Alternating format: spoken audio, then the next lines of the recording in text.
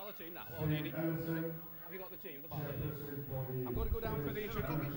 Yeah, I've got... that's the squad numbers. This is the fleet. Yeah, that's the playing team, yeah, but they're in squad numbers and shirts rather than 1 to 17. On behalf of the Tonga National Rugby League, we would like to welcome you all to today's game. Ladies and gentlemen, without any further ado, I'd like to put your hands together to welcome both teams to the field.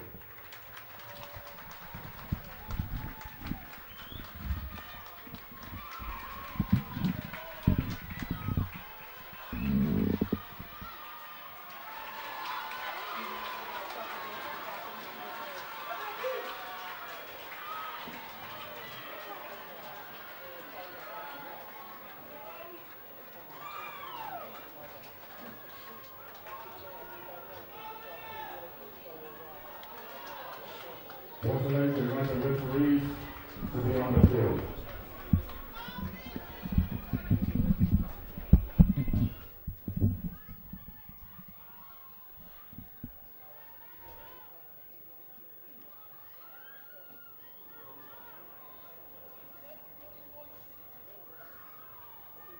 Ladies and gentlemen, would you please be all standing for the national anthems?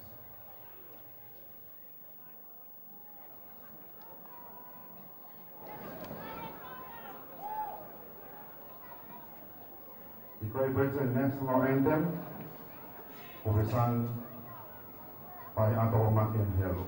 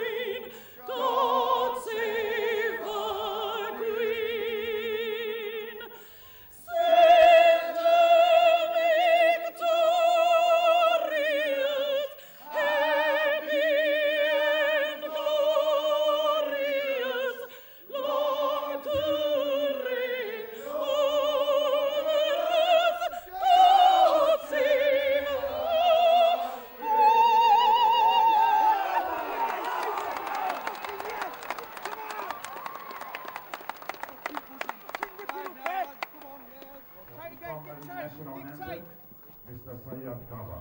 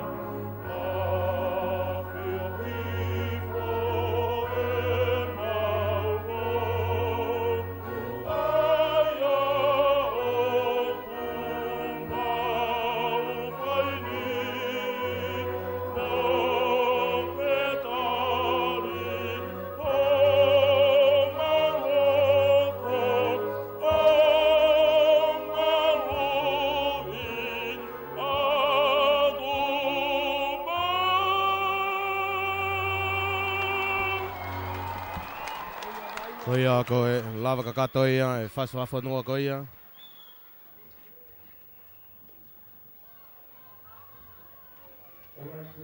Lavaka katoia e whaswafonua o Peritania, peke whaswafonua o Tonga. Atolo make helu me whaswafonua Peritania, pe whoki ke whaswafonua koia o Tonga ni. Whawhi eg no bere tui whakano, eg minister ke maunga aue, ako ngā aue tau tupu mo e sipoti. E ne lava tu ke whawhi iloa ki kia te timi ahi me Britania, pe foki ke timi ko ia mate mātonga. Timi ko ia mate mātonga ki he ahoni kure o kolo ai e tueni siua, ka e kapakau a te vita o kati, pea mo heneri whaaumu. Seke ni ko tion mapukawa ka senta koni evi ki whinau.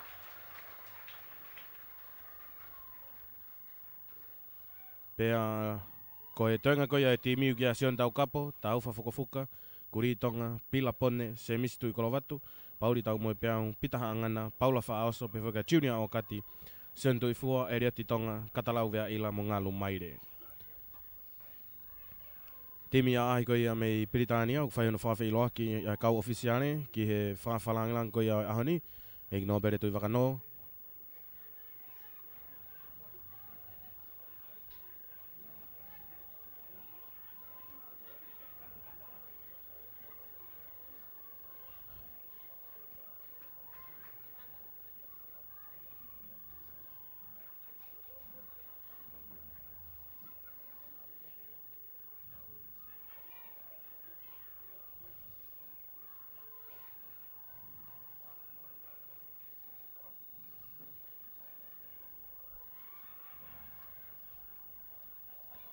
Timi ahi koe mei Britania, ku iloa pe koe BARLA, pe ku iloa koe Lion e koe ia Britania.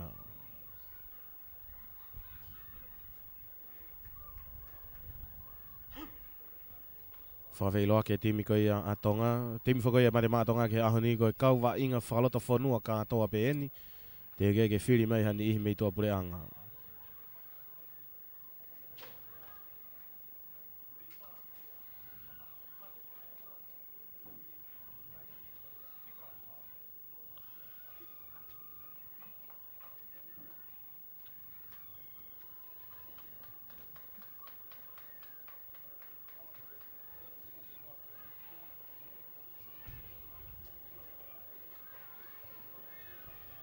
Mo paspaso mai, eg no bere tui wakano, whawhalangia o tau. Lava re ia hano whawhi iloa ki o e ongo timi, ki whawhalanglangi.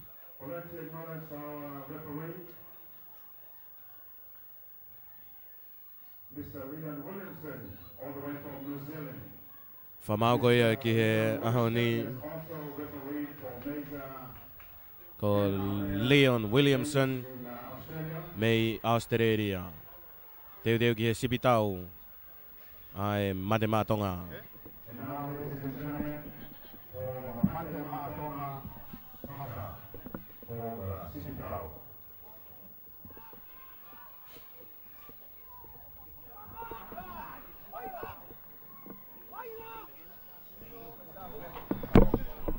Papatonga! Koe ani te pore ai, ke utongi e tupe! Koe ao! Koe ao mama moetangi! Te umate Mātonga! Ngoa! Tolu! Kia! Koe! Tākau toa! Koe! Tākau toa! Pokelo tola ke porei, ai o tu farenite. Oa, oa, oa peia. Eu que tau tau. Ia! Pemes, olai, hato, tau. Tau malo, ai malo, tau bebe, ai bebe, tau beto, tau mon. Ia!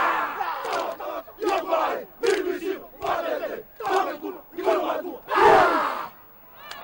Paspaso mai, Mate Mātonga ia. Lavalere ia sipitau ai mate mātonga.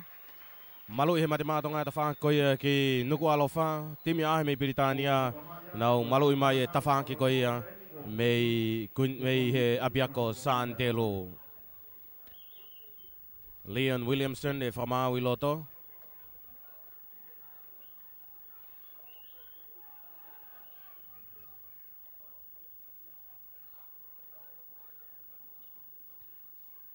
Siane tau kapo. Fesi ko ia mate mātonga o kia i e pulu. Kure kolo e tueni siua, kapakaua te vita o kati pea mo heneri whaaumu, ka se kerian tion mapkawa, senta koni evi whinau. Hawhia sen tau kapo, whese tau whafukafuka. Whikawaluko kri Tonga, hua pila pone, pia mo semista tuikolo watu. Kai matatolua pauri tau moe peau mo paula whaaoso pia hukarewa pita haangana. Kau tari la vea kia junior o kati, sione tuifua ereti Tonga, katalau vea ila mo ngalu maire. Timi e mate maa Tonga. Timi ko ia Laione, ku ia Ryan Fieldhouse, Carl Poof, Richard George, Scott Lofthouse, Denny Moss, John McMullen, Lee Kuta, Dean Balmer, Gary Phillips, Trevor Penrose, Luke Valley, Ben Kendall, Lee Waterman, James Craven, Leon Brennan, pia mo pefokia Aaron Bradley mo John Walker, pia mo Brett Walder. Whaiako John Fieldhouse, ton whaiako Gary Charlton. Rocky kick-off peko ia ai mate maa Tonga.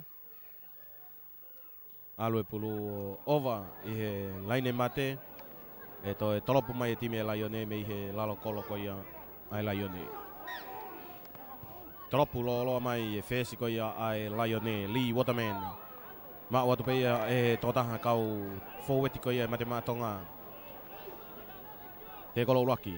Mono hake kia Kuri Tonga. Kuri Tonga, fute ata Kuri Tonga kai puke tuu mai he tokotolu. Tau pe ia Pilapone. Pilapone. Tau pe kani no iha ke kia se mistui kolo watu. Se mistui kolo watu kei fute atu pe atu kolo watu. Te kolo ua. Te kolo ua Tonga. Te kolo ua Tonga veilain ta tau Britania. Laku ki tuake tau fukafuka kaike maulere ia fukafuka more pulu ia ki Britania. Tau mai ia e he tokotaha me timi ko ia Britania. Ngata ko Lee Kutoa. Fute mai. John McMullen. Tari pia tukui foi klalo. Laku mai tau toa a ko ia forwardi. Paundi mamafa ko ia Britania. John McMullen. Tari at pia he tokotolu. Mono mai ke matatolu ko ia ko Dean Balmer. Puket pia he tokoua. Me timia Tonga. Mono mai ke whesi. Kai ke maulere he whesi. Kai akahi he whika ua tolu ko ia ko Denny Moss ki tua.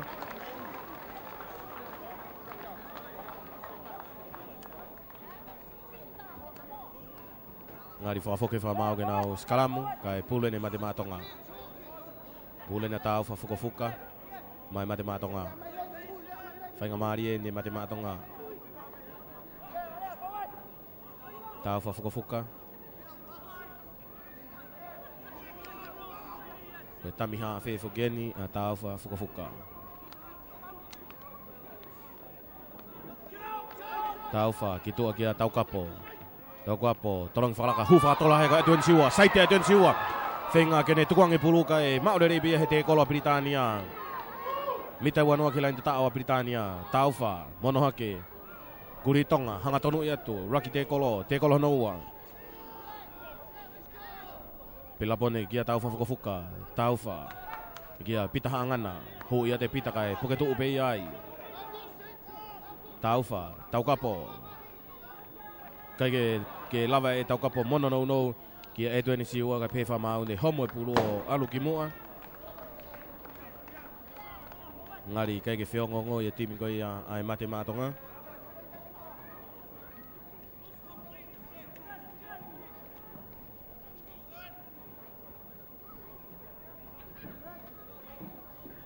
Pulu ni ai John McMullen, tami hafe a Britania.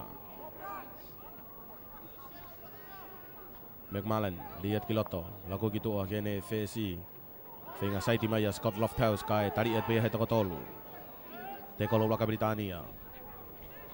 Hu mai, ai totaha kau forwardi kai tekerere atu peia. E he toko ua, me timia Tonga. Alu gitu ki he matatolu ko ia. Ko Dean Balmer. Te kolo ua Britania. Mono atu kia Luke Valley. Tari i whewheka pia he toko ua he timia Tonga. Mono mai kia Tota he timi ko ia Britania ko nau te kolo hono tolu eni. Lee Kuto akahi whatoa ke tua tau tua ai mate maa Tonga kai tō pulu alo auti. Ose ne minite tolu. Kamata koe vai ngā konga raki. I have here with me the media manager of the BARLA, the touring side from the British. Steve, can you say a few words about the first few minutes of the game?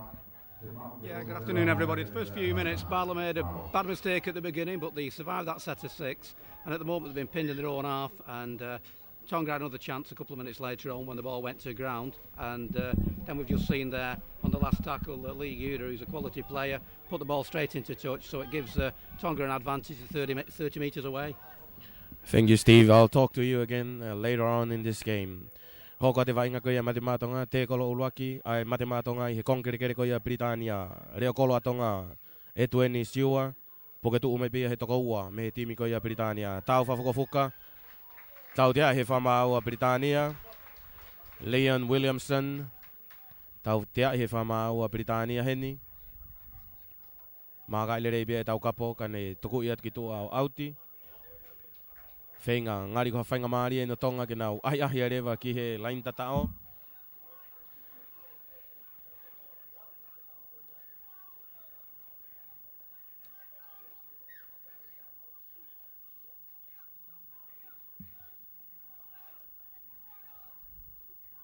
Te vita o kati, kia tau whafukafuka.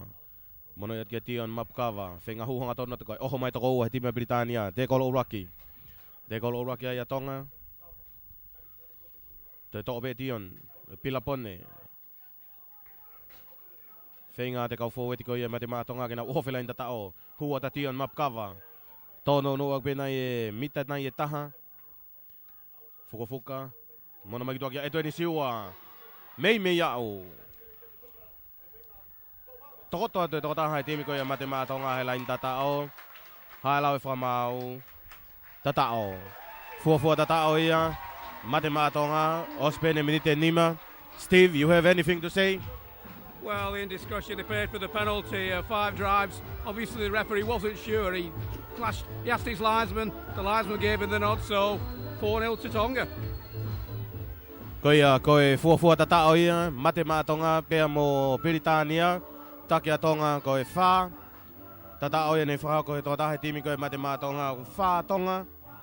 Kei noa Britania, toi aka whahu ke whahoko e sione taukapo.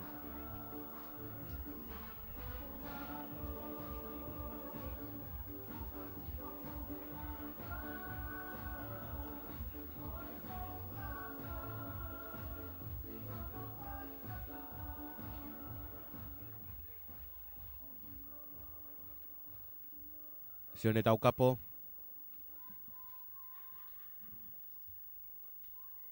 Ngā ue ato akahi. Taule rei e fwoi aka tau kapo. Ohu! Unua ke kai o Tonga o ono. Ono a Tonga ke noa Britania.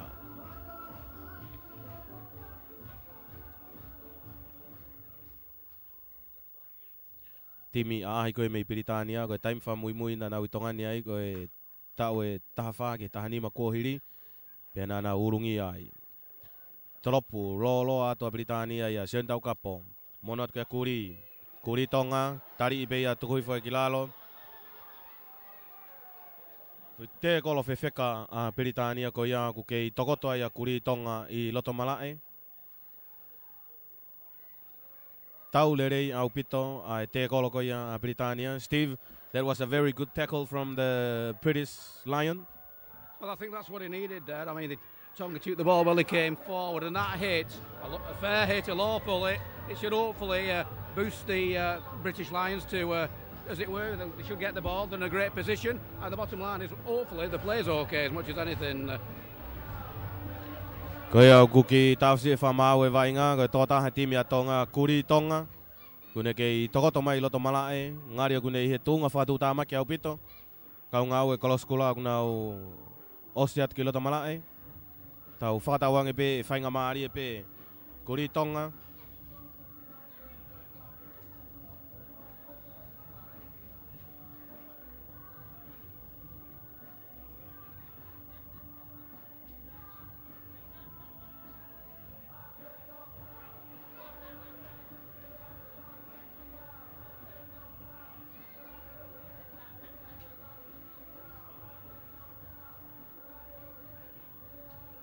Whātonga e toa sione tui fua, une whao e toa ngari ko e whetongi pe eni.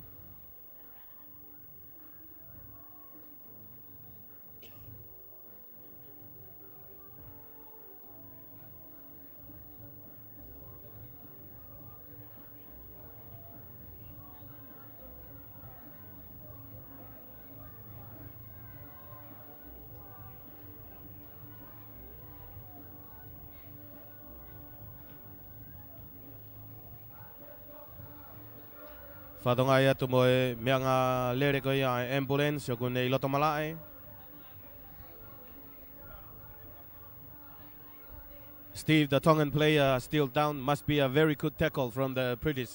Yeah, it was a fantastic hit, and I think that's what it's all about in this game. It's all about the momentum, and did not have the ball at all. And from that tackle, the player went down. We've got a sad state of affairs when the ambulance has gone onto the pitch, but it must boost them. I'm not sure whether the referee will give Tonga to play the ball or a knock-on. I personally think it could be a first set of 6 for BARLA in that half, but it's obviously down to the referee's call when he was tackled and when he lost the ball.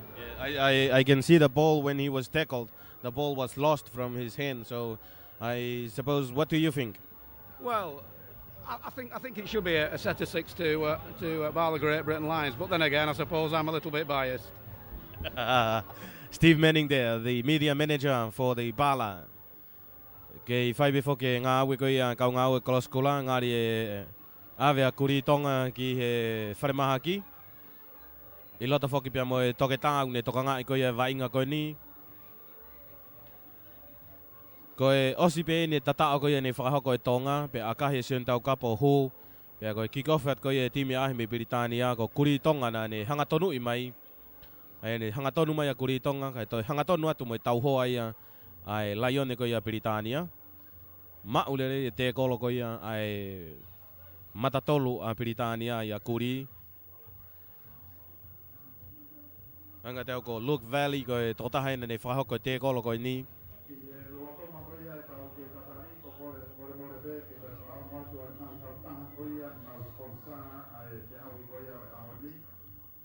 Ospe nai e miniti nai e hongofulu kamata ko e vainga he konga uluaki. Kei tafsi ia he whamau e vainga. Leon Williamson mei Australia. Ko e hui kai whai e tokanga ki a kuri Tonga.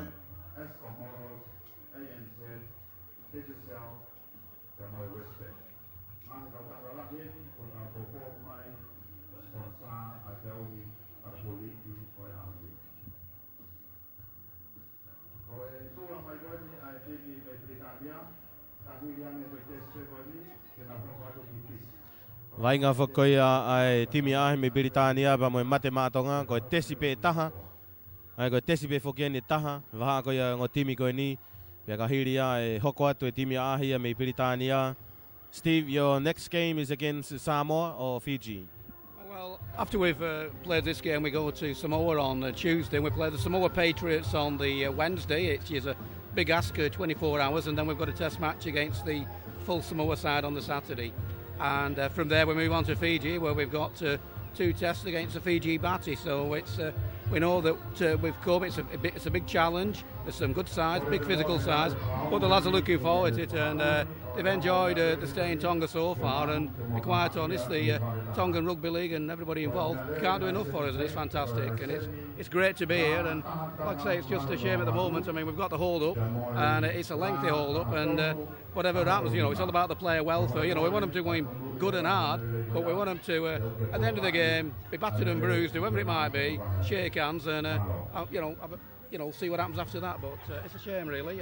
Hopefully it's an injury that's not going to be too bad an injury. Ko iau tau whatawange ko toa peo hange ko whamatala ko ia pūre ki he ngahi whamatala mo whaiongo i timi ahi me Britania. O kui kai ke fu lahi e palaparema mo lavea ko inu hoko ki a kuri Tonga. Whatonga iat ko whahe kātu ki he mea lere ko ia ai ambulance.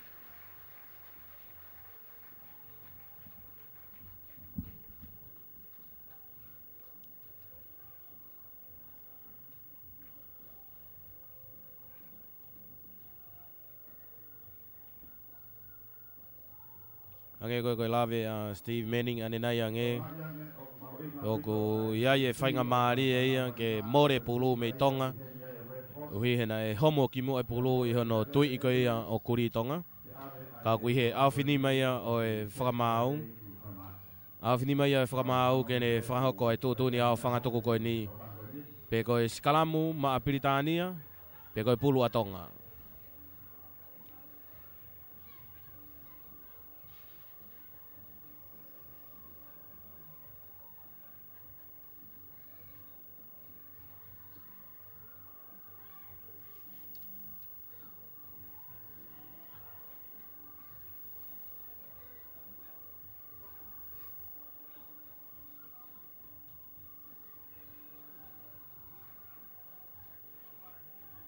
Steve, the referee has called a scrum for the British.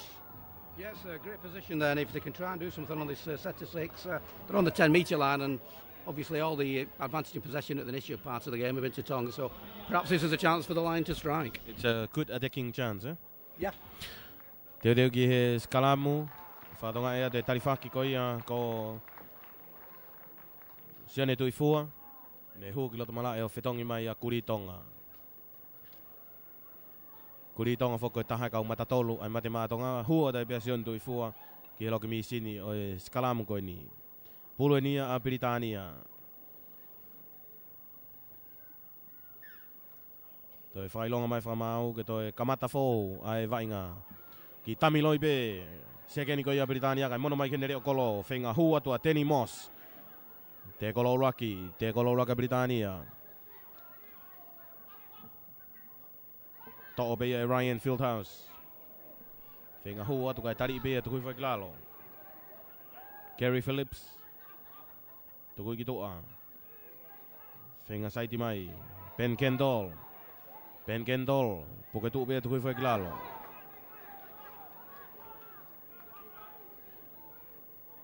To'o be e Kerry Phillips. Ai homo e pulu me he nima ko ia o e totaha ko ina Britania. To'o mai e se mistu i kolovat maa Tonga. Taufa. Malu au pita tifeni ko ia Britania. Tau tia he whamau a Tonga. Tau tia he whamau a Britania.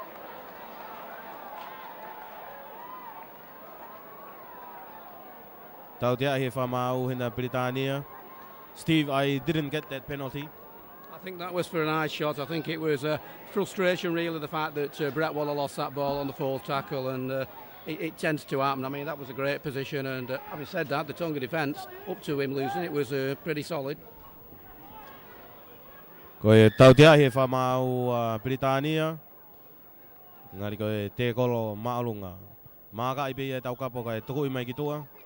Aka le rei au pito ina sion tau kapo. Nau unu mai en ke nau tepi he veelaini halfway. Tepi i vame pe ia. Mono atu ki hene totaha kau foweti ko ia Tonga.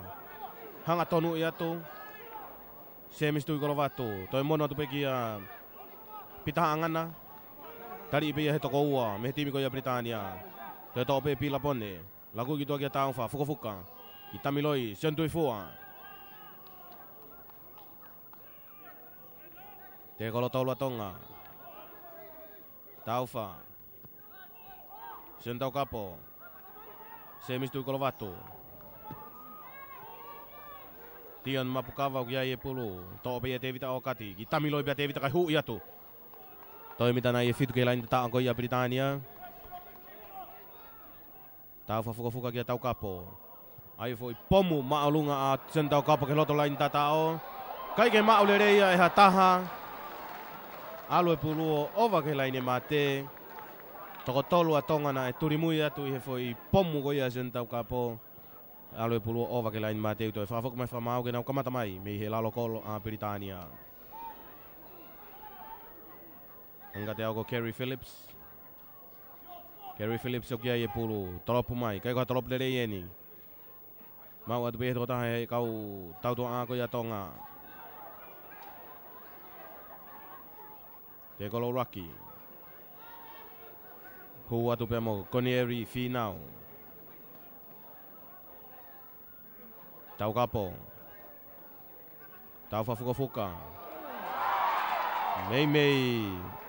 Hao atu whenga tion mapkawa ke heu wawe pulu ki tua ki a te vita o kati kai alue pulu ia ki mua. Whafok mai whamau ke nau skalamu. Pulu a Britania.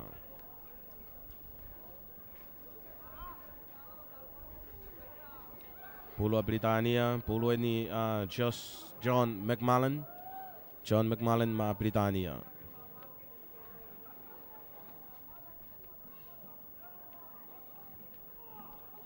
Hu mai toko taha koe ne tiimi a Britania. Tari i bea tukui whakilalo. Tō bea Ryan Fieldhouse. Ova mai laine mitai wanoa koe a Britania. Ngari pe whamauna e homo pulu ki mua. Me nima e tōtaha kau wainga Britania, paku whakafok mai whamau gana o Skalamu. Fok mai whamau gana o Skalamu.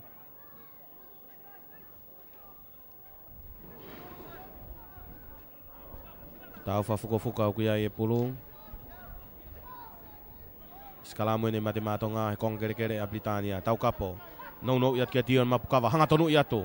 Tari he toko tolu tuhui whakilalo.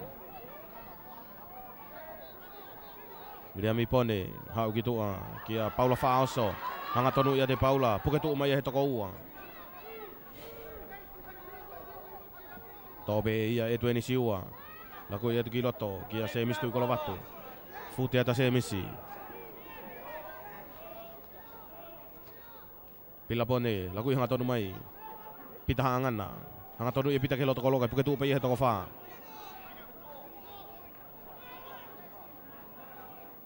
Alu kitua kia tau kapo.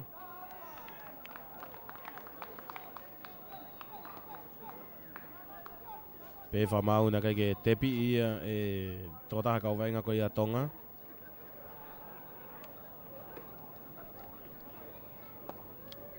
Whawak mai whamau ke nau Skalamu, pulu ia Britania.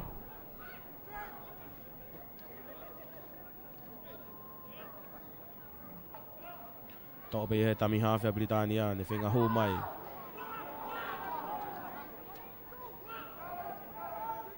Tōha ke ia e Carl Poof. Tōpe ia he hawhia whenga hū mai.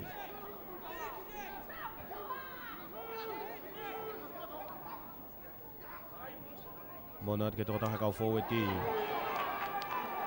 Ben Kendall. Te kolo tolu na Britania. Monat ki loto. Kia Brett Walter. Te kolo i he toko tolu.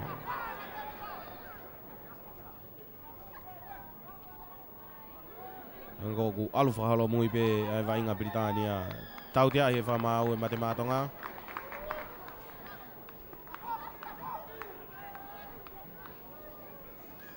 Tau tia e koe ne whamau e matematonga kono te kolo e tangata tōki lalo.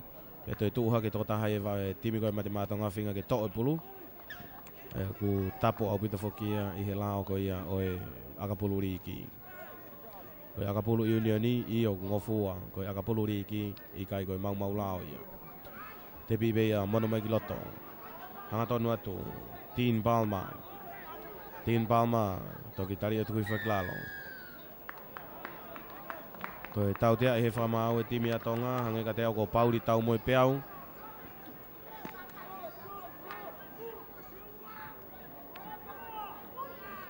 To oia e Luke Valley. Te kolo i mai he toko ua. Te kolo raki ena Britania. Laku mai ki tua ki he tautua a hanga tonu a te fusiana lahi koe ni. Brett Walter.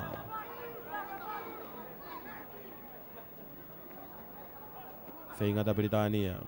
Hau ki tua ki he whesi. Whainga tami pe whesi. Tami he reo koloko ia a Britania. O tokoto atu he lain tatao. O tatao. Steve, that was a very good try. Yeah, it was built on the back of two back-to-back penalties after they completed the first set of 6. And Ryan Fieldhouse is a quality player that a lot of the Super League clubs are looking at, and the Championship clubs back home. Just for the viewers, they are all amateur players, these lads, and they've actually had to pay to try and get over here. But that was a fantastic try, and given the possession that Tonga have, they'll be disappointed that they've given that one away. Fua tatao ia Britania, foto ia Ryan Fieldhouse. Reo koloko ia a Britania. Wha Britania ono a Tonga, toi aka whahu ke whahoko.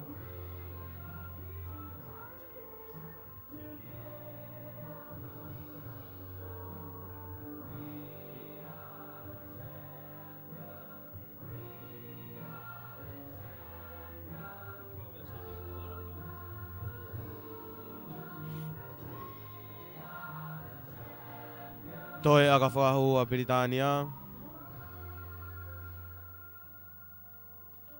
Whahako e ni Lee Waterman.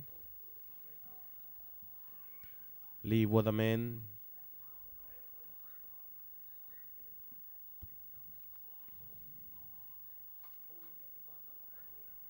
Lee ngawe ato akahi. Afe pulu ia kai ke hu. Tu mau e bekai ono Brita Tonga fa Britania.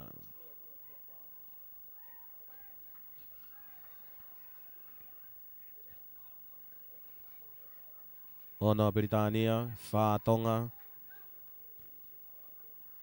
Tesi koe ni e mate mā Tonga. Pea mo e timi ahi e BARLA Lion mei Britania. Whetongi at ki loto Erioti Tonga. Hu mai ki toa semisi tui kolo watu.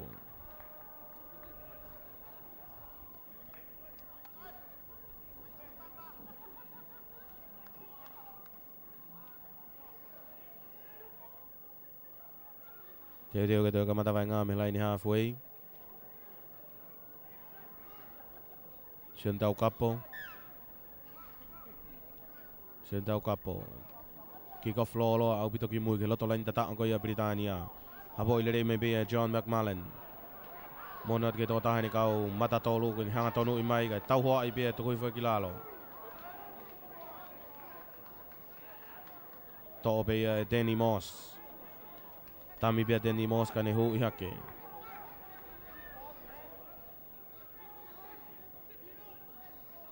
Lagu iat ke toda ko Trevor Penrose.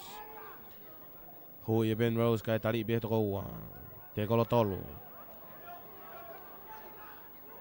Te kolo fa Britania.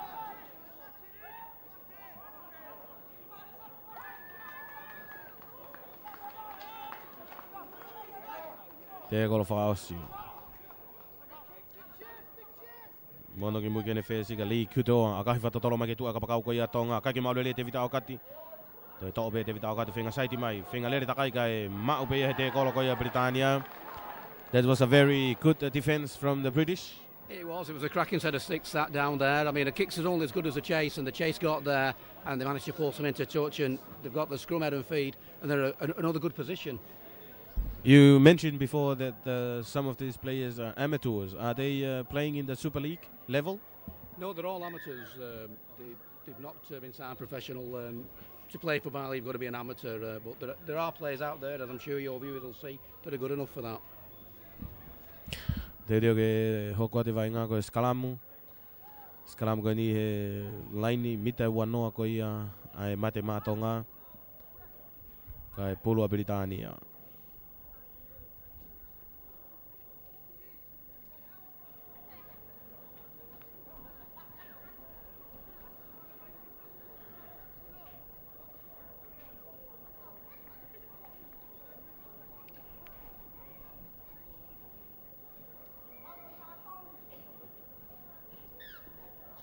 Te reo ke Skalamu, Britania, toko ki toa kene whesi. Lee Kutoa, mono ki toa kene reo kolo, hu whakatola heta Ryan Fieldhouse. Kai ke mau lelei he kapakau ko ia a Britania, ia te kolo lelei. Te kolo whakawhawhana e whahoko e senta. Hanga te koe senta ko ia Tonga, ia Ryan Fieldhouse. Kai ke mau lelei e whi laku ko ia Fieldhouse ki toa kene kapakau. Toi whawhako mai whamau ke nau toi Skalamu.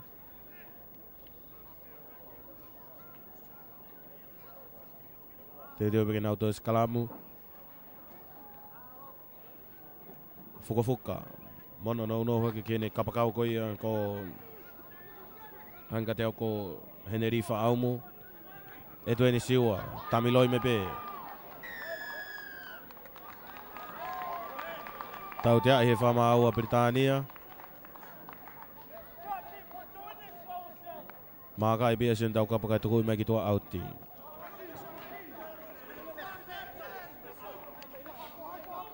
Ti o kati, te pi atu ki loto. Mono atu ki a sentui fua. Hanga tonu i atu. Tari i pia he toko tolu. Tō pia pila pone.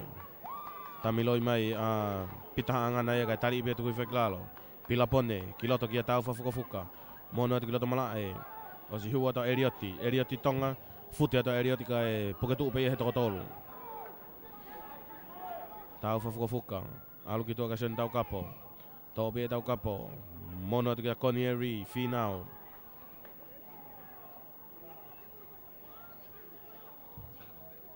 E tuen siua. Hau ki loto ki a sen tau kapo. Paula Fa'aoso. Te kolo Fa'aosi. Tau Fa'afuka. Mono no ia to. Ke pitaha angana. Pe whamau koe tatao. Tatao no wai a Tonga whahoko ia e pitaha angana. Unua ke kai o Tonga he tai mini o Hongofulu. Hongofulu te ke lau ki ai aka whahu.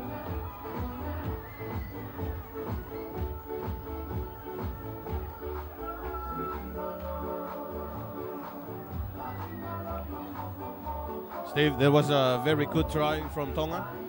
Yeah, I know that head coach John Fielder will be really disappointed. He pointed out discipline. And the try again, as the first Tonga try, it came from a penalty, but it still had to be scored. And the second row forward, Fielder Hangar-Garter, he got that ball on the burst and he went through.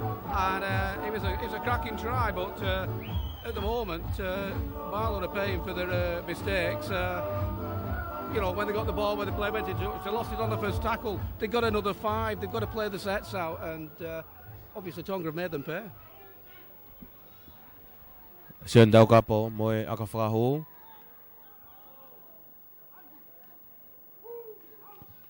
Akahi alu whawhawha to hu. Unua ke kai o Tonga o Tahaua. Tahaua Tonga ki he wha a Englandi.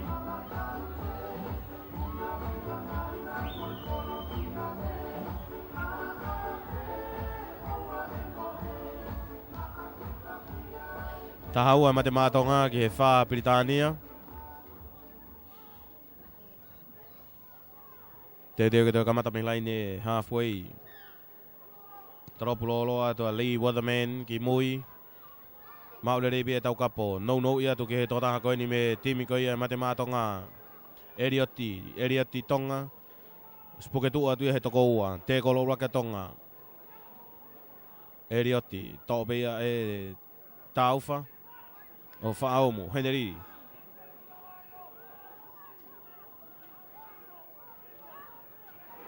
Siento I fua te ke aua te kolo ia ku hekea.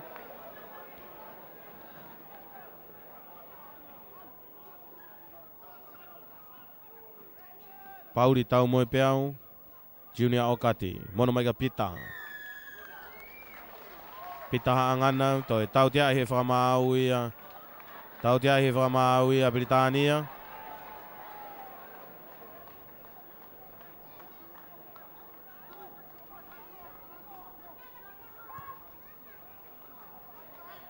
Māka I be tau kapoka ne akahima auti. Monot ke Tion Mapukawa. Hanga tonu ia te Tion. Te kolo lele ia pito ia Britania. Junior Okati, hau gitu akia siandui fua. Sai dia tu kai puke tu me bia he toko tolu.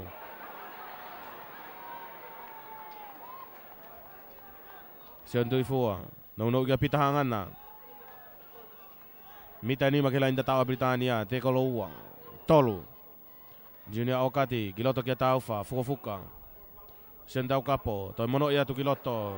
Paula Fa'aoso. Etu eni siua. Toi au hake hangeka te au ko Tion Mapukawa.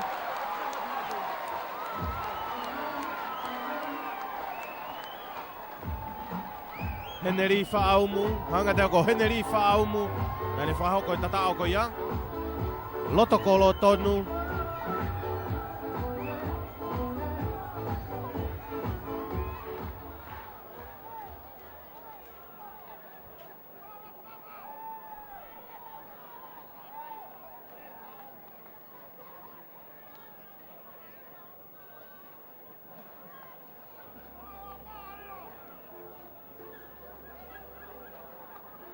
Hanga te au kui kai ko ha tatao eti. Steve? Well, I thought it was a superb handling move. It went down the line. I must admit I'd like to thank the referee for that one, because the last thing BARLA need to do at the moment is give a try away. You know, 12-4's not too bad. 18-4 could have been a long way back. I can see the ball was it was a flat pass, but I think the referee was called is a forward pass. Yeah, That's how we saw it, and again with a BARLA red on it was quite pleased because I thought the handling move was absolutely superb. Again, their defense. Yeah. They just need to get another set of 6 now to try and get back up the field. Hoko atu pe vainga mono no atu. Hao te totaha de time Britannia. Lee Waterhouse. Loto kere koia ai matematonga fute atu. Danny Moss, te golofa Britannia. Lagu giloto gia John McMullen. Kau mata tolu taha a Britannia. Ho ihang aton atu. Ai ki foi akafato tolo fes koia Britannia Lee Gutoa ki loto lain tatao. Te kai pulu alo over. Yang lain mate. Tau mai whamau, whawhok mai whamau gen auto e kamata. Me he loto kolo.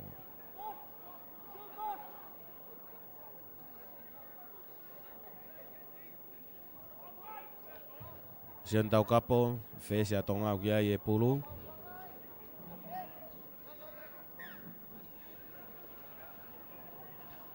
Sian tau kapo. Talopulo oloa mai auriwhe loto halfway. Osi tuudere ia tu me ai. Just John McMullen. Mono ia tu ke fusiana lahi koe ni John Walker. Tekelere ia he tokotolu. Te kolo raki. Tō wawe pia he hawhe. Kai ke maulele ia ta aufa. Kei fute atu pe. Danny Moss. Puke mai ia he toko whae. Timi ko ia ai matematonga. Tō pe Kerry Phillips. Laku ki toa. Mono ke matatolu koe ni Britannia. Danny Phillips alu ki tua ke whese koe a Britannia. Lee Gutoa. Mono whalaka kene kapakau whenga saiti foki mai ki loto. Veilain tata obitok te kolo ia tukui foi ki lalo. Te kolo wha. Hau ki tua kene whese ki a Lee. Lee aini ki foi akawhata tolo. Tole rei pe ia. E Brett Walter. Kai ke whakatoka ngai he tau hoa ko ia matemato ngai foi totolo atu ai pulu. Kai toi takai atu pia Brett Walter ia tau e pulu.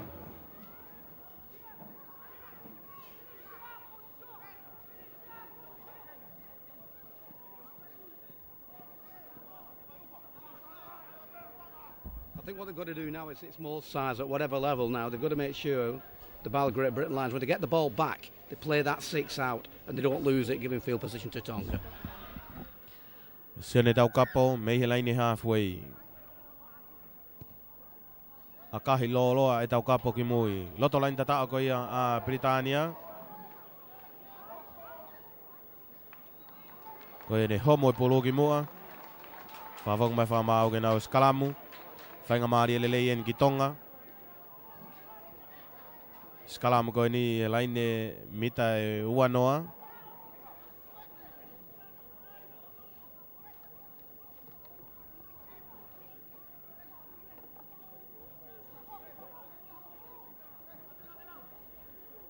Hanga teo koe kamata me he lalo kolo. Toropo a Britannia me he lalo kolo.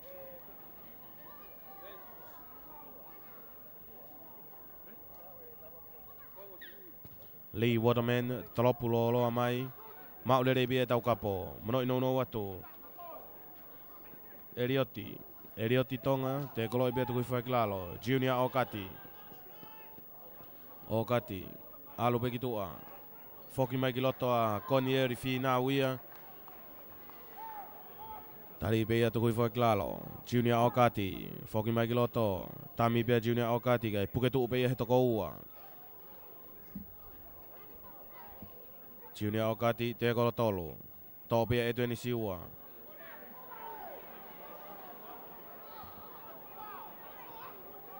Kaike ilo etueni siua pe hu ife ia malu opito tifedin ko ia Britannia.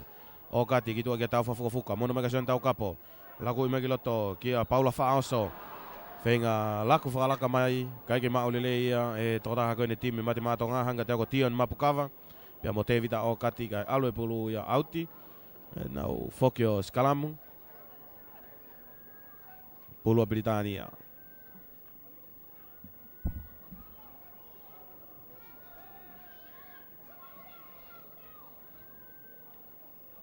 Sekarang ko ini ke Pulau Britania. John McMullen. Nou toi fau fo obes kalamu. McMullen tope hene fika valu kaikene lere kane finga lakupe.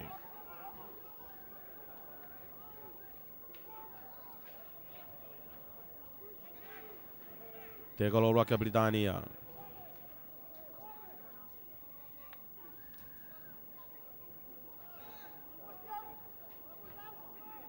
Ngawe mamari mai pe ai vainga ko ia Britania. Hao mai ele.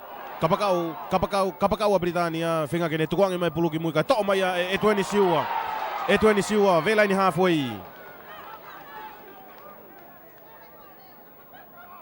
Tope e Junior Okati kane. Hu hanga tonu mai. Homo puluki mua meheno nima. Tau dia e whamau a Britania. Tau dia e whamau a Britania heni.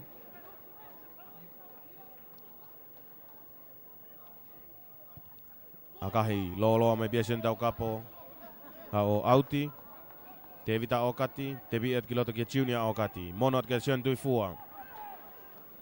Sentui fua. Tari bia tukui fua kilalo. Junior Okati. Mono atu kia Erioti. Hanga tau ko pauri tau moe peau. Junior Okati. Hau ka taufa. Taufa. Fenga pasiloi. Tami ibe taufa kane hui atu. Tari ibe tukui fua kilalo. To ia Paula Faaoso. Alu beta fak no. Te vita Okati. Mei ya au helain tata o. Toi pena e mita ua.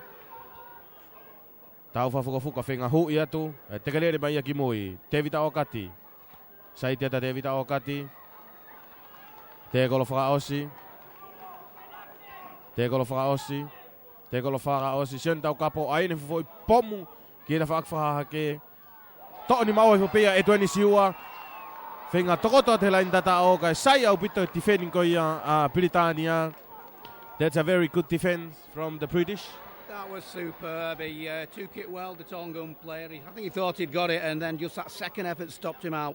That could be a big ask at the end of the game. Tepi mai a Britania. Tobe hafe mono yatke tokota ko ni kau forwardi. Kau hua ko ia Britania. Laku mai kiloto. Laku i whawave mai ki toa. Ki hene whikahonga wholo.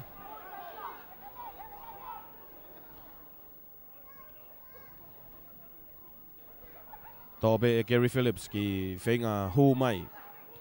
Tari at be he toko ua.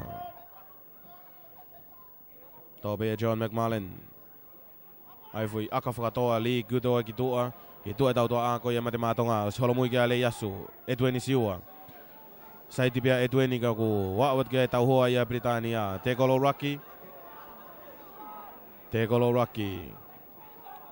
Te vita Okati. Alu kilota malai kai tau hoa vave i peia. E Lee Waterman.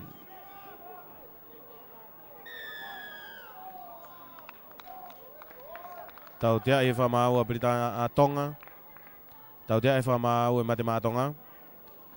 Steve, what was that penalty? He's given it for not playing the ball correctly. These days, the referees, as long as they make an effort, they don't normally penalise it. But obviously, this is something that Leon Williamson's looking at, and it's put Great Britain in a great position, hopefully in the set of 6.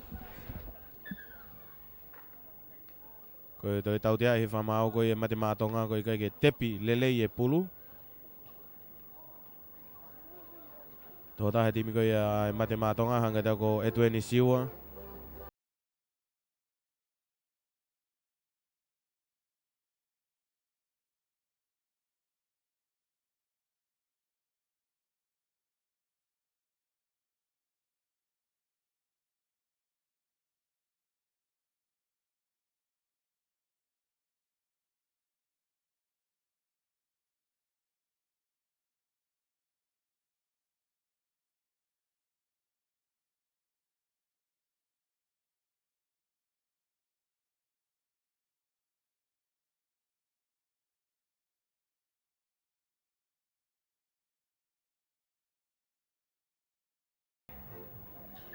Tautea ko ia Tonga te pipia Britania. Mono mai ki nau whikahongo fulu. Hui hanga tonu atu. Te kolo Rocky. Mono mai ki ne whikawahi waki a Luke Valley. Phillips. Gary Phillips. Mono mai ki ne whikahongo fulu. Toi whakafoki haki ki Brett Walter. Brett Walter. Tari pia tukui whai kilalo. Toi tautea he whamau e mate mātonga heni. Tautea he whamau hene mate mātonga. Anga te au ko te vita. Kui e whamau e kapteni.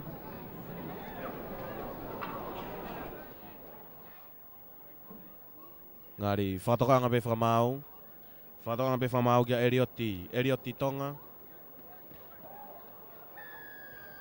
Tautea e whamau e mate mātonga. Te bi ibe ia.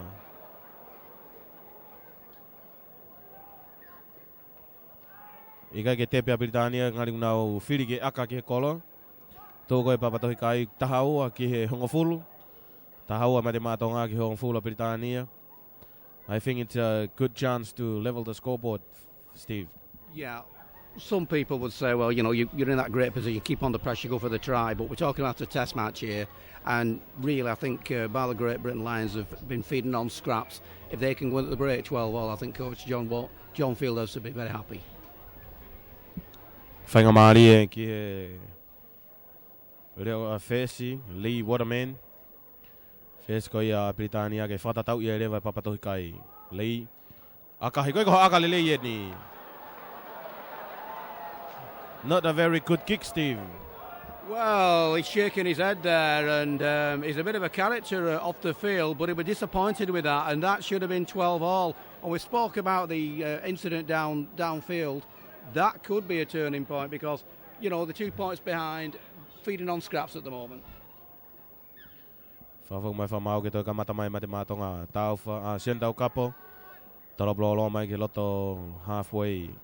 Stūre reian mea John McMullen. Mona ke fu sai niti koini e timim a Britania. Whailonga whamau. Ko e kakatoia e konga ura ki. That's half time. Tonga, Tahaua, Britania, Hongofolo. Steve, can you wrap up the first half in a few words? Well, basically, I think Tonga played some fantastic stuff, scored a couple of great tries from BARLA in discipline, missed a few as well. BARLA got back into the game, but that kick, it'd have been great going into the sheds 12 apiece, but hopefully they're going with the ascendancy. But Tonga have got some good players out there. Koi lava kakatoia e konga ura ki. Tahaua mate mātonga ki Hongofolo. Ai, BARLA Lion mei Britania.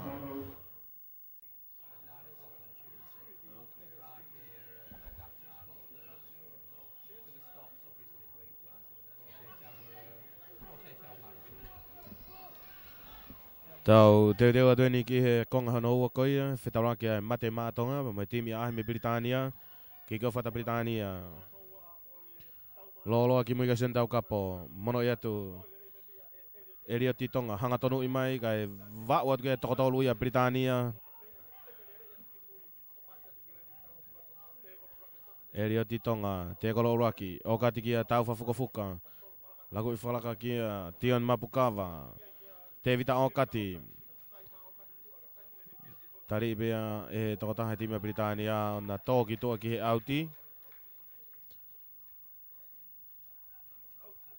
Whawhak mai whamau ke nau Skalamu, Pulu a Britania. Steve, the first scrum of the second half. Well, we started off better than we started in the first half, and we've got the ball in a great position. We walked 25 metres out, and it's essential that we start off the second half well. If we can get a try, that's great, but they've got to complete the six and put a grubber in because Lee Guda's looked dangerous every time he's had that ball, as has Brett Waller, who's got the ball at the moment. He's certainly hurting the Tonga defence. Brett Waller, taha kau matatolu whewheka ko eni a Britania. Laku mai e tauto a Britania. Te koloua. Te koloua Britania. Mono mai ki loto ke John McMullen. Laku mai. No, i mai kia Luke Valley. Hanga tonu i atu Richard George. Taiva e Richard George turiki fuka tatao. Koi fuafua tatao i he konga honoa. Tifeni ko ia matemata ngani ki ia e whihalaki. Whahoko e Britania tatao ko ni. Unua ke kai o Britania tahawha. Te kai ke lau ki ai aka whakaho. Tahawha, tahaua. That's a very good try, Steve. Well, that's just the start that the BARLA Great Britain Lions wanted. They got the ball, they put it down the line, and superb play. Went down to George. I mean, it still had to be scored, but it's a great start. Only a minute to the second half, in the lead for the first time. What I can see down at the leading up to this try, the BARLA stretched the Tongan defence. Yeah, again, it's the combination of Lee Gooder and John Mark Mullen, and then that quick ball handling skill, and it shows that they've got that, and it's a great start. It's a great start to the second half for the tourists. Of course, it's a very good start for the visitors, and that's another good conversion from Lee Waterman. Akahi whahofa pia Lee Waterman o hu unua ke kai o Britania tahaono tahaua. Tahaona Britania tahaua matematonga. Osipeni e minitina e tolu. Minitina e tolu, kamata koe vai ngā konga honoa.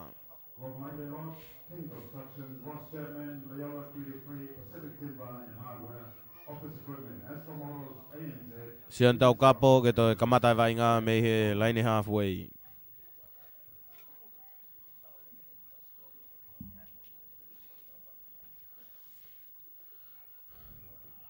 Sian tau kapo. Akahi lolo atu. Tope pulua te kato. Maurere be e fesiko ia Britania Ligoda no iat ke Scott Lofthouse. Te koloi be he tokotolo. Tope he tami hafe whenga hou mai. Puke tu atu ia e tau wha fuka. Pea mo pauri tau moe peau. Te koloua Britania aluki tua. Akahi whatoa mai e John McMullen.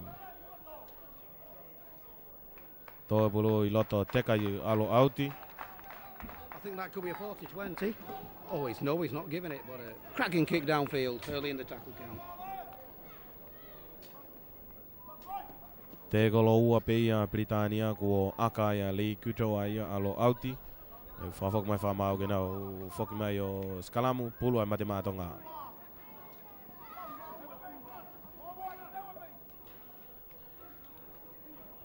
Pulu ai matematonga.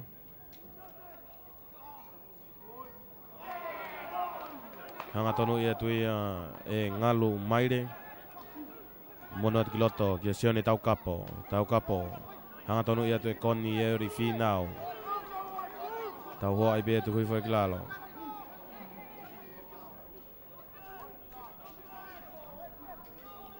Paula Fa'aoso. Tari et bea he tokoua. Junior Okati, mono no mai kia katalau vea ila. Ova mai laini halfway, stari etu he tokotolu. Okati, Foki Loto. Paula Fa'aoso fika taha tolu, tukui foi kilalo. Tobe Okati, mono Loto ke taufa, fuka aine foi akafato mai ki he Loto. Koi a Britania kai ke mau ia taha. To ia he tokotaha koi me tima Britania. Hanga teo koi matatolu koi ko Lee Waterman. Te kolo luaki. Huu whakatola hea tua Ryan Fieldhouse. Wawe upite ngau hea ke tau hunga koi matematonga. Tope ia e Phillips, Kerry Phillips. Mono no ia te ke tokotaha kau lere whiwhika koi ne tima Britania. The top Phillips, Fokin Magilotto, Brett Walter.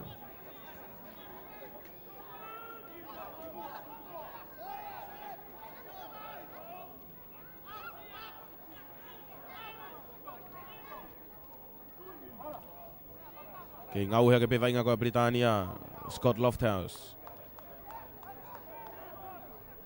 Lagu Magilotto, John McMullen, akahi whata tolo kai to'ole leibea Eriotti. Paula tau mo peau. Kai ke ni maulelei. Homo pulu ki mua mihano ni ma. Whafok mai whamau ke nau skalamu. Pulua Britania.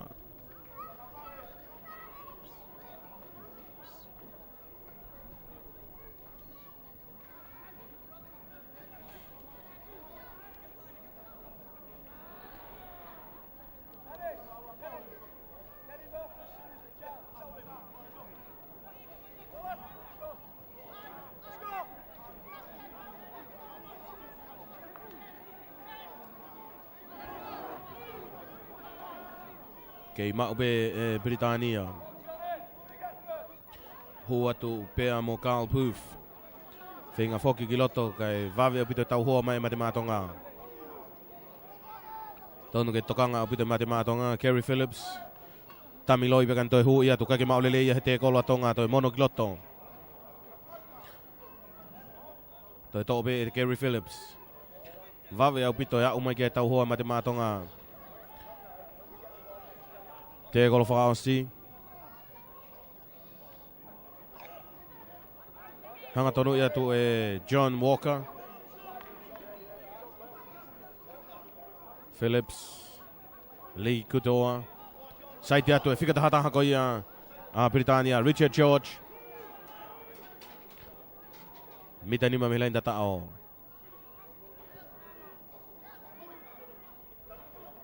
Tari whaafoki mai he toko tolu, me timi koia mate mātonga ki mui. Pe whamau ne homo pulu ki mua. Homo pulu ki mua me nima e toko tanga ka wainga koia Britania. Whaafoki mai whamau ki nau skalamu. Pulu ai mate mātonga.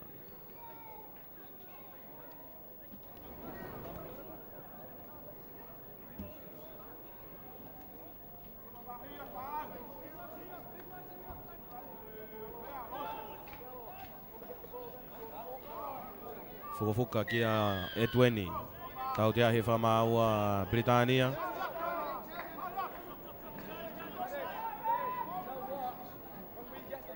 Tau kapo, maka ipe kane tuku ima ki tua hau auti.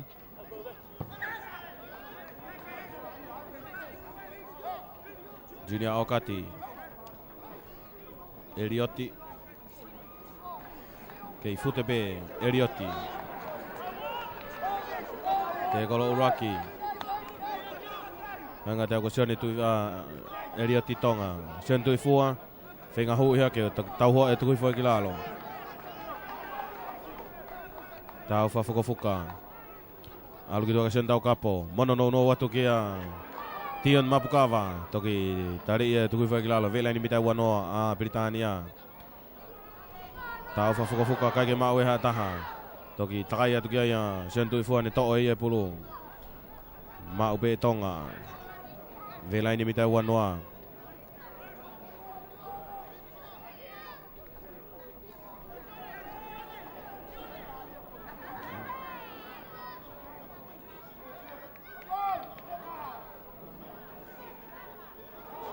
Te vita Okati, mei ya o ke lain tatao.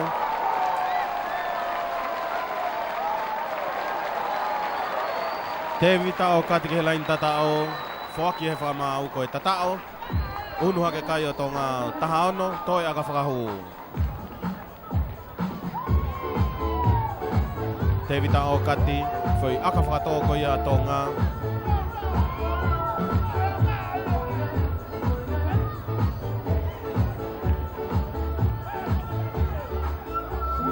Tahaono a Tonga. Tahaono a Britania.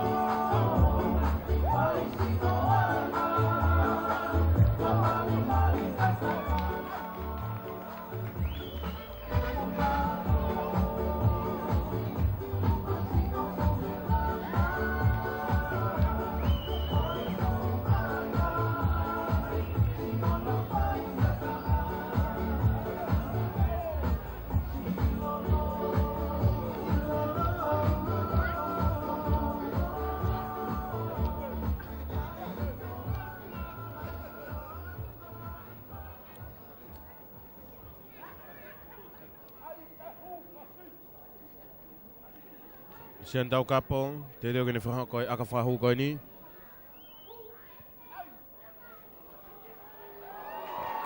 Akahile rei pia siya daw kapo hu. Unu haka Tonga ia o tahavalu.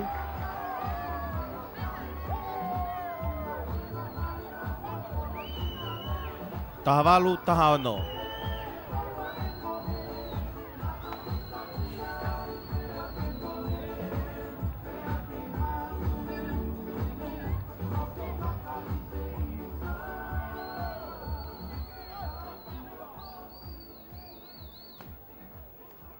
Tahavalu Tonga tahaona Britannia. Akahilolo pia Efesia Britannia. John McMullen.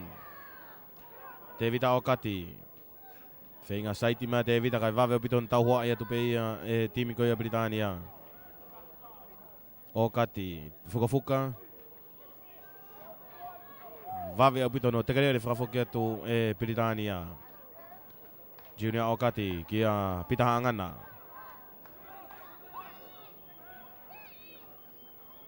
Junior Okati. Tau kapo. Falaka mai kitua. Finau, kanieri finau. Fika foki kiloto kai tari pia tuku kilalo. Junior Okati. Mono no watu. Katalau vea ila. Tari pia tuku kilalo. Vela in halfway. Okati. Tau kapo. Aini foi akafato ke tu tau to ako ya Britannia ka was tu lere at mia kapakau ya Britannia. John McMullen.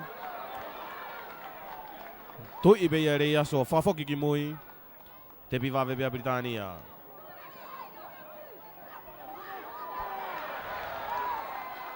To ri fafoki ki loto. Fenga hu fafoki mai reo kolo ko ia a Britannia. Carl Booth. Te koloua. Phillips manoi no hake. Luke Valley. Te kolo iat pia he tokotolu. Phillips, mono kiloto ke kau forwardi, kau pound mamafa ko ia Britannia. Tau hoa i pia he tokotolu. Hanga tau ko John Walker.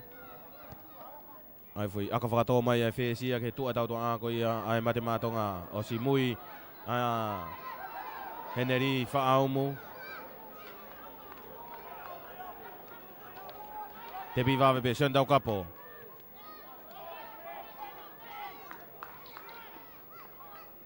Sundau Kapo. Junior Okati. Alu kitua. Dion Mapukava. Homo puluki mo ameni makoi Dion.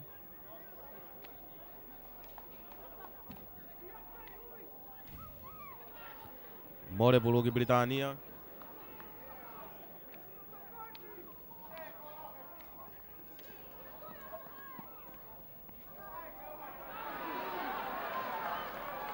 Tutu ulumai totaan ko mi tiimiä Britannia Scott Lofthouse.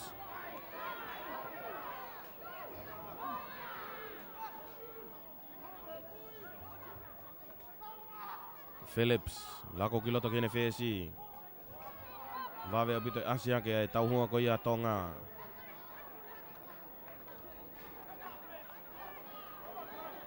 Phillips mono mai kitua kene reo kolo kaiken maulele ia e kapakau ko Carl Booth. Homo puluki mua miheno ni maha o auti.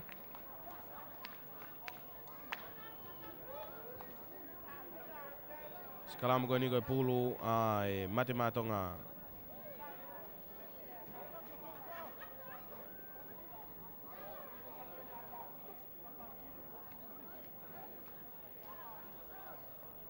O se ni minit na tahani makamata ko vai nga ko nga hono wa. Tau fa fuka. Te gegeria te pulu to ifi famau.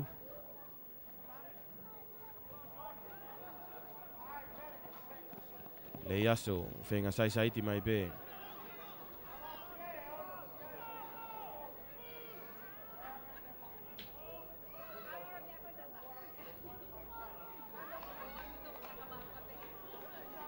Vave opito asia kare yaso tau hoa pe tu fe klalo.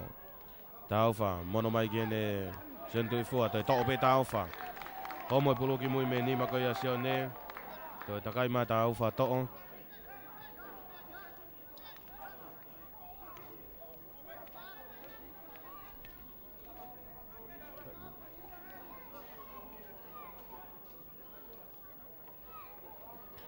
Skalam ko ni ko Pulua Britania. Anga tau ko e hawhika ko Lee kutoa. Lee kitoa kene kau tautoa a.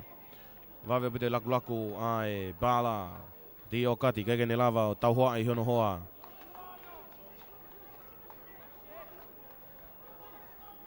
Tobe heta mi hawhi whinga hu. Piki ata sion tau kapo.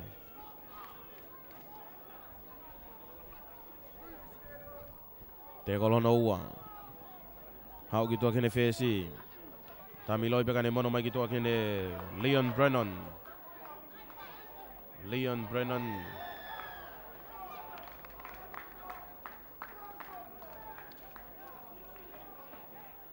Tau tia he whamau i ai mate mā Tonga. Steve? Well, we had a situation there for ball steal and BARLA in a great position. They're 2 points behind and it's been 50-50 this half really, but superb try by Tonga on that last tackle. Beautiful chip to the corner and the winger went up like a gazelle to put the try. The kick itself needed to be done and that's where we are at the moment, but BARLA on the attack. Tau tia he whamau Britania. What was that penalty, Steve? Yeah, he's given the penalty for the same one that he gave against Tonga early in the first half, back end of the first half, not play the ball correctly. I mean, it's it's criminal. We're 5 metres away from the line, and you just don't do that. And now Tonga can kick downfield, play out the 6, and perhaps even take the lead again. It's a simple mistake, but they're giving away points, eh? Well, it's crucial, isn't it? It's silly mistakes as well. Tau tia koe whamau a Britania, mā kai pia e whesi koe e mate mā Tonga, kai tuku i ki tua alo auti. E nau tepi pe i he laini mita e wanoa mā tonu.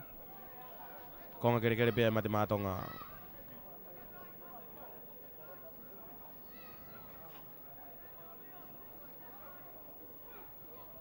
Junior Aokati, mono no hake. Tō taha kau fōweti koe e mate mā Tonga. Se mistu i kolovatu. Junior Aokati. Lagu i megi loto ka sion tau kapo. Whakawawe ki tua kia pitaha angana. Tami loi pia pitaka te whenga hu. Piki tai toko ua. Timia Britania. Junior Aokati. Aluka tau kapo. Tau whafuka. Tari i he toko tolu. Junior Aokati ka tau kapo. Katalau vea ila. Katalau vea ila. Whenga saiti atu kai pike tai toko ua ia. Junior Aokati pitaha angana. Hanga tonu i atu. Au mege e toko ua i Timia Britania tau hoai. Junior Aokati. Lagu i hanga tonu atu kia tau kapo. Ai fo i aka whatoa tau kapo ke tua tau toa ako ia Britania. O si tūle reiat mia i kapakau ia Britania. Moia ua ke tau hoa Tonga tukui fo e kilalo.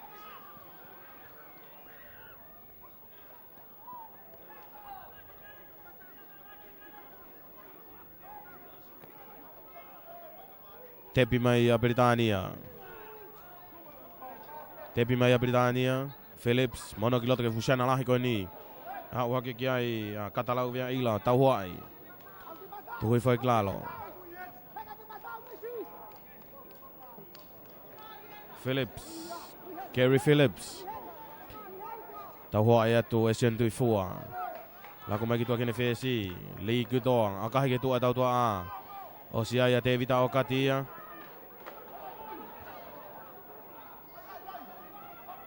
Saiti mai kai tau hoa i bia tukui foi klalo.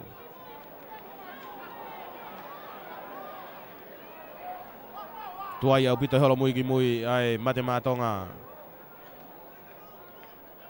Tau whafuka. Tau whafuka. Laku i ki tua kia Mapukava. Tion Mapukava. Ova mahela ini mitahonga fulu. Tau whafuka. Hau ki loto ka Junior Aokati. Nau hea ki kia Erioti Tonga. Laini halfway tonu. Junior Aokati. Tobe Aokati kai kamata hekea. Toi tupe o lere. Tari i whewheka ia he toko ua. Fuka kia tau kapo. Aiki aka whakatotolo. Whaua pasi. To'ole rei pe ia he toko taha timi ko ia a Britania. Sai saiti mai a Lee Godo. Ma'ule rei he te kolo ko ia. Ai tota he timia Tonga. Kerry Phillips. Luke Valley.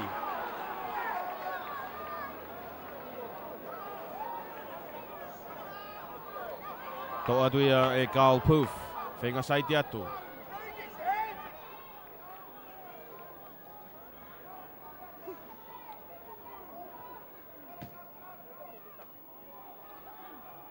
Lako kiloto. Tautoa a Britannia. Kei to'u pe fusana lahi ko ini. Mei he timia Britannia. Lee Waterman. Alue tautoa a Britannia. Toki tari atu kui whakilalo. Mei au. Toi nā mita e tahanima ke lain tatao. Toa atu he whika ua tolu koia Britannia. Danny Moss. Mita nima ke lain tatao a Tonga. Te kolo whakaosi. Aini ki fui aka whatoa mai. To'o kaike mei mau. Mei mau e whika hiva koia Britannia. Ryan Fieldhouse. Ka e homo puluia ki moa mei hono nima. Mei tatao a Britannia. Vave au pito alua e taimi. Ose miniti e ua. Kamata koe wa inga he konga hono ua. Kei take a Tonga koe taha walu ki he taha ono. Mea bea Ryan Fieldhouse nai fie mau kani whakahoko. Koe to'ole rei pe pulu o lomi hifo he lain tatao. Steve, Ryan Fieldhouse, the fullback for the BARLA, give away a try. Yeah, that again, it's mistakes, isn't it? A superb, but they've lost the ball, so it gives them another chance. But a superb little crossfield kick by Leon Brennan, who's come off the subs bench, and it looked all a try. I mean, he went up for it, he just couldn't take it, and straight under the H's with a kick in front. But now they've got the knock on, and they're in a great position. What they've got to do now is take advantage of these mistakes and capitalise, because the Tonga players look a little bit tired going back into defence. Teimi koia mate mātonga ko ngari osi e iwi. Tuai au pito nau whaholo mui ki mui e teimi koia nau tifeni ai. Te reo ke nau skalamu. Te reo ke skalamu ka koe pulu ia Britannia.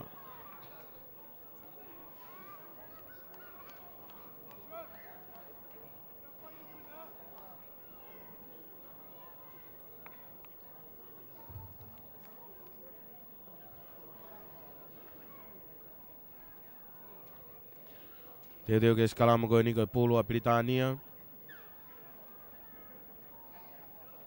Tōpe he whika walu whenga. Alu ta whaki nou ka e tari pia tuku whakilalo. Te kolo Rocky.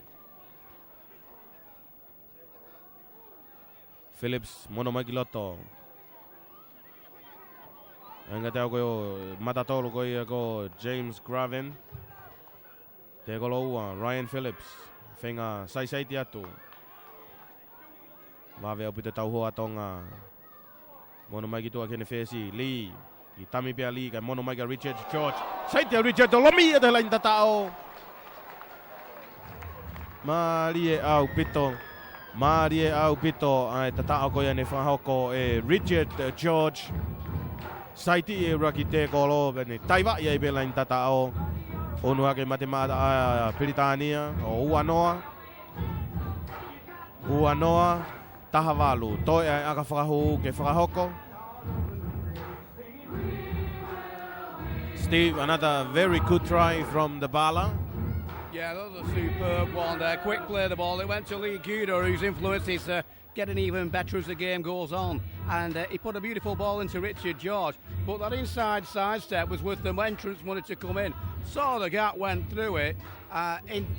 In and out, and a superb classic effort. Now then, if Lee Waterman can put this over, we've got a 4-point ball game, but it's still anybody's game, but it's a great position for BARLA at the moment, if Lee Waterman can put it over. Kei whainga maari e lahi au pita pe whoke mati mātonga. Mga to. A kahia kai ke hu. Aka ngari whainga whiua pe ni ki he tangata aka Britannia.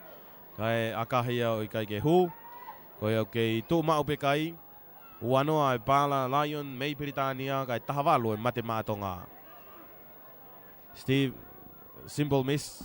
Well, we've said in the first half with that one on half-time, and he could have levelled the game. That could have been a crucial kick. This game now is to and throwing in the second half, and again, it's another one which you'd expect the kicker to kick, but the bottom line is these are what pressure kicks are all about. You can do it in practice, you can do it with your eyes shut. Even I could master kick that with my eyes shut. But it's all about on the day, and it's such a close game, and this is where you find the character of the player. Kei tu mau be papatoi kai tahawale matematonga ke Ua Britania. Te kolo raka Britania hena ukonga kere pe. To be to ta timi ko ya Britania Carl Booth finga saiti mega te kolo ya de to tolu. Phillips lolo kiloto kiali finga akali ka touchdown ya Tonga. To homo buluki mo me ni ma to ta ka venga ko ya Britania. Knock on. Rocky knock on a Britania. Dan nou vainga e rock knock on go skalamu mai matematonga.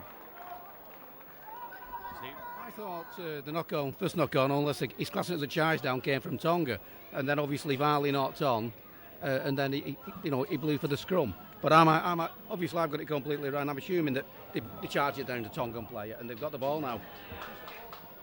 Kaya Tonga, skalam ko ya maupe Tonga, tuku gitu ke kau tau tua a. Mita whanau ko ya Britania, te kolo Rocky, monogiloto. Tau fuka kia sione, se mistui kolo watu. Vela ini mita wanoa Britania, tau fuka. Mono mai giloto mala kia Katalau vea ila. Ova tele ini mita wanoa. Tau fuka ki tamiloi bea tau fuka huatu, tari atu kui foi kilalo.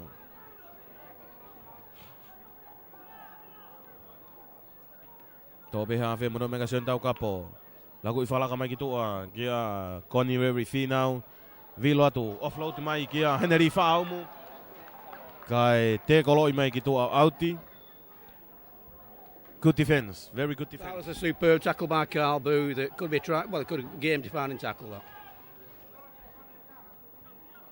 Now skalamu, teu ke now skalamu kai pulu a Britania. Toma away for papatohi kai. Vave abito pe mo ose taimi.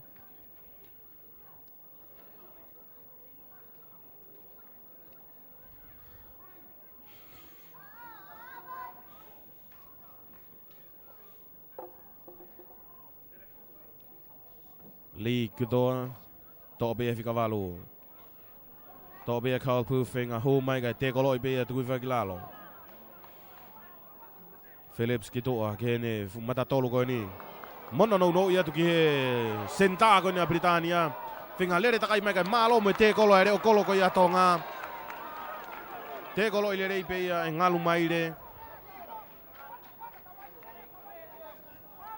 Te kolo ua. Monat ke fusiana lahi ko ni time Britania.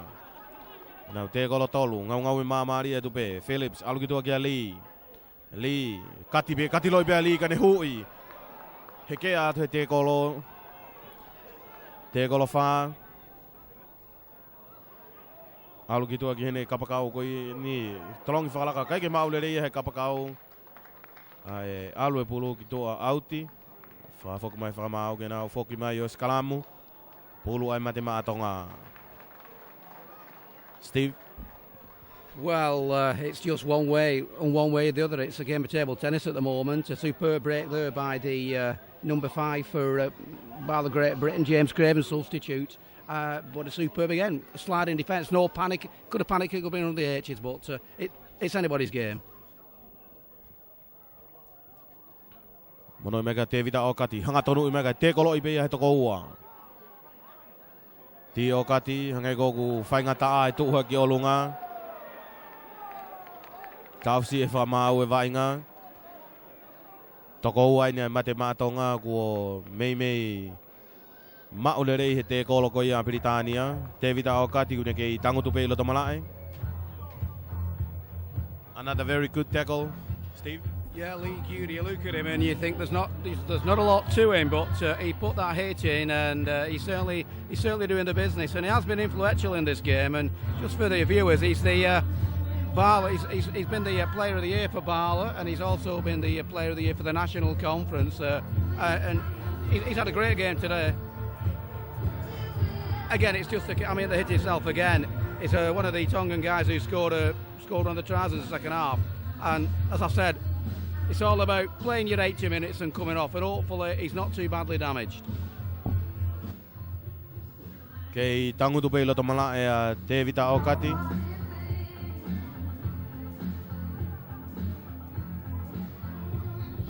Ngari ku ngari fetongi mai be a David Aokati ki toa. Kai huat giloto a Junior Aokati.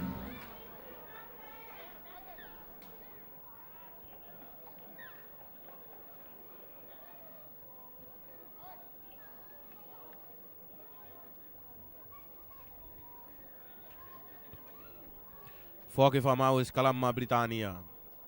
Phillips, mono mai ki toa ki ali. Laku whakalaka mai kene kapakau Richard George. Homo puluki mua mehe nima tōtaha kau wainga ko ia a Britannia. Nima ko ia nau reo kolo ko Ryan Fieldhouse. Nau dois kalam kai pulu ai matematonga. Pulu na tau fa fukufuka matonga. Tau fa no ia tu. Henry Faumu. Te kolo i whewheka ia tukui foi ki lalo.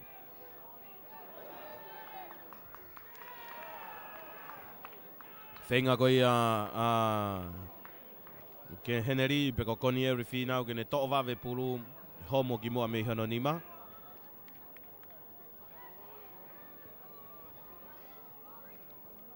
Steve? Yeah, it's important, obviously, if BARLA Great Britain can get a try, but the bottom line is keep it for 6. You know, the clock's ticking down. We've got 7 minutes left. There's only 2 points in it.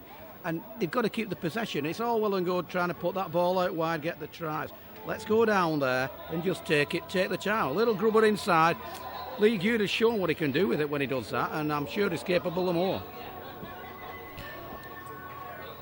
Toi minite fitu koe ni, fie mao he mate mātonga ke whakarere i e mea kātoa. Ai whenga i ha tatao ke whakalaka, papatohi kai. Taha wale mate mātonga o Anoa Britannia. Tau tesi koe ni he malaya ka poluriki me pāke teu whaiva. Timi ahi whukeni me i Britannia o iloan koe BARLA Lion. Pea moe mate mātonga koe whanau wa inga whalota whanua pe.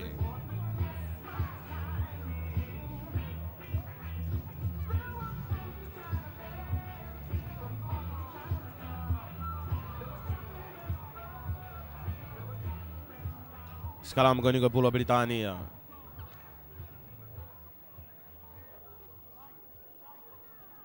Tō pe Phillips whenga hū mai kai te kolo he toko ua.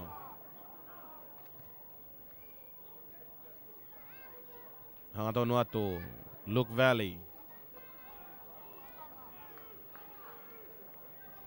Te kolo ua ina Britannia, Phillips. Tamiloi pia Phillips kane whenga hū i atu.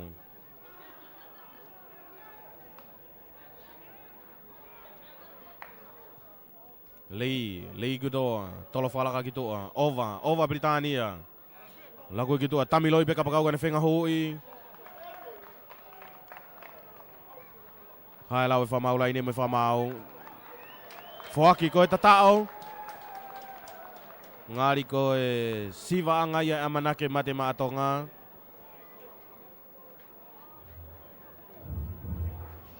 Taha tolu a Britannia, lotonga turi mai ki toa ai... Tō taha ko ia ko... Hanga ka te au ko Paula Whaaoso, tūri mai whamau ki tua.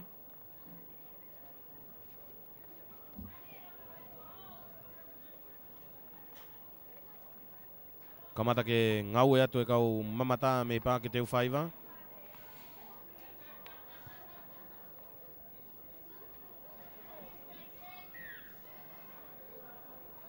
Tau kapo. Ki tropu no agahi no pe tau kapo. Mau whataha pe he tō taha timi koe Britannia mo e whaakia te kolo atonga.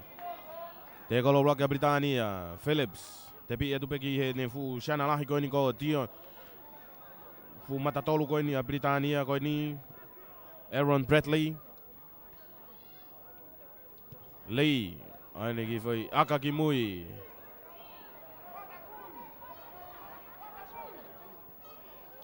Tobe he reo kolo saiti me raki Tiffany. Toki tauhua e to tukui foi ki lalo. Te kolo waki atonga. O kati ki whenga saiti mai peka to e homo e pulu ia me ihono nima.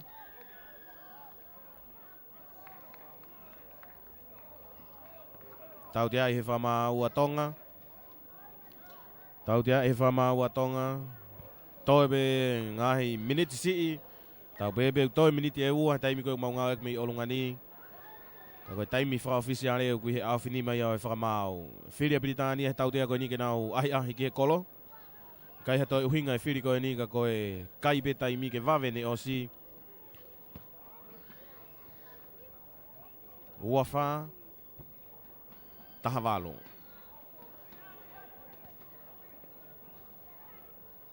Steve.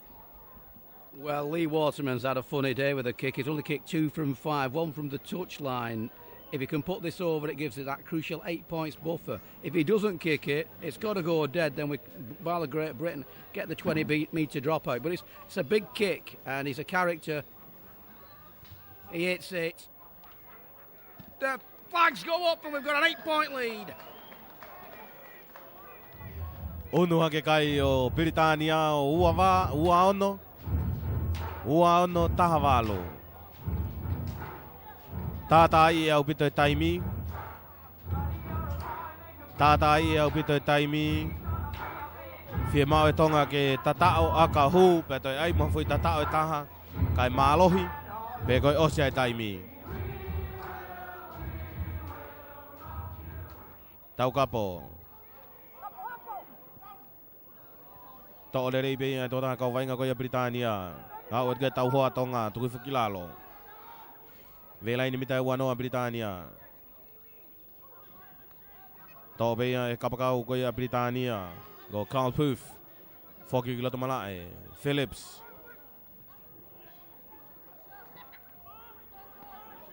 Tō taha kau fōweti koe a Britania. Tō mono mai. Luke Valley. Kerry Phillips. Alu ki loto malae. Ki tamiloi pekane hui. Tau hoa ia tupe ia he toko ua me timi a Tonga. Connie Erifi nau. Me timi a Tonga.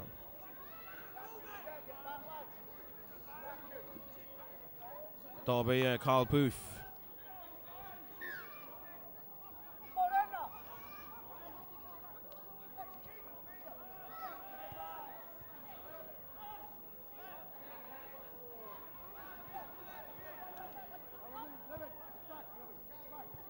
Taufa, ki tua kia pitaha ngana.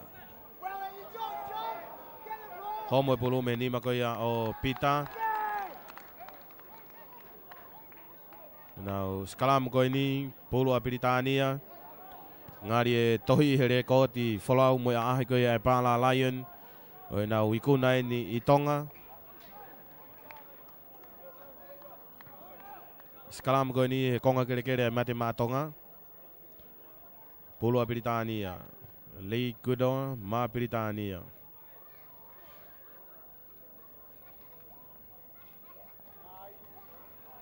Alu ki tua e tautua a koe a Britania.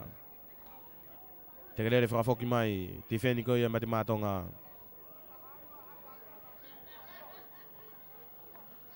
Te kolo raki. Whenga saiti mai.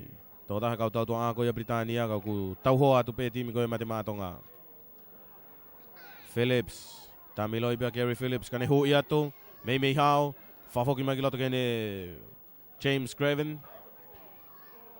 Kei futi atu pe toi mono mai kene matatolu koe ni. Lakui mai ki loto malae. Tolongi whakalaka mai kene kapakau koe ko Carl Poof. Taiwaya te Carl Poof. Ai lain tatao. O tatao. Hanga te au koe tatao no wai a Carl Poof. Steve, Carl Poof get a double? Yeah, that's a fantastic try. He must have gone through about 10 sets of hands. They went down that far side, probing, kept the ball alive, flicked it back down this side, and it's classic play, and it just shows the confidence that's gone. When you think about the first minute, or the opening tackle, and they lost the ball, it's a fantastic performance and a great try to finish off a great game. Toi unuha ke kai o e BARLA Lion o tolu noa. Tolu noa ke tahavalu te ke lau kia aka whahu koe ni.